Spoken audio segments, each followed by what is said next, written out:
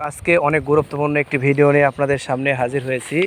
এই যে আমার স্ক্রিনের সামনে আপনারা যে গাছটিকে দেখতে পাচ্ছেন, এই গাছটি একটি ওষুধি গাছ। প্রিয় দর্শক, দীর্ঘদিন ধরে যারা গায়ের বসন্ত নিয়ে ভুগতেছেন, নানা রকম চিকিৎসা করেও আপনাদের গায়ের বসন্ত দূর করতে পারছেন না এবং ভালো করতে পারছেন না, তারা কীভাবে এই গায়ের বসন্ত ভালো করবেন, দূর করবেন, তাদের জন্য আজকের এই ভিডিওটি। তাই বলছি প্রিয় দর্শক, অবশ্যই আপনারা মনোযোগ সহকারে এই ভিডিওটি দেখুন।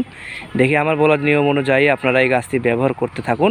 দেখতে পাবেন যে আপনাদের গায়ের যত রকমের বসন্ত থাক না কেন মিনিশে দূর হয়ে যাবে, ভালো হয়ে যাবে। প্রিয় দর্শক, আমার স্ক্রিনের সামনে আপনারা যে গাছটি দেখতে পাচ্ছেন, এই গাছটির নাম হচ্ছে, কেউ বলে রিফুজি লতা আর কেউ বলে জার্মানি লতা।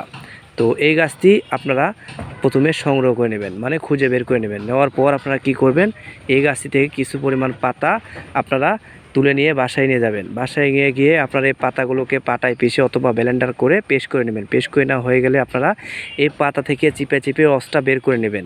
রসটা বের করে নেওয়া হয়ে গেলে আপনারা কি করবেন, এই রসটি আপনাদের গায়ে বসন্তের জায়গাতে ভালোভাবে এই রসটি তেলের মতন করে লাগিয়ে দেবেন। দেখতে পাবেন যে আপনারা একদিন দুই দিন ব্যবহার করতে করতে আপনাদের গায়ের বসন্ত দূর হয়ে যাবে, ভালো হয়ে যাবে। আপনারা চাইলে ব্যবহার করে দেখতে পারেন।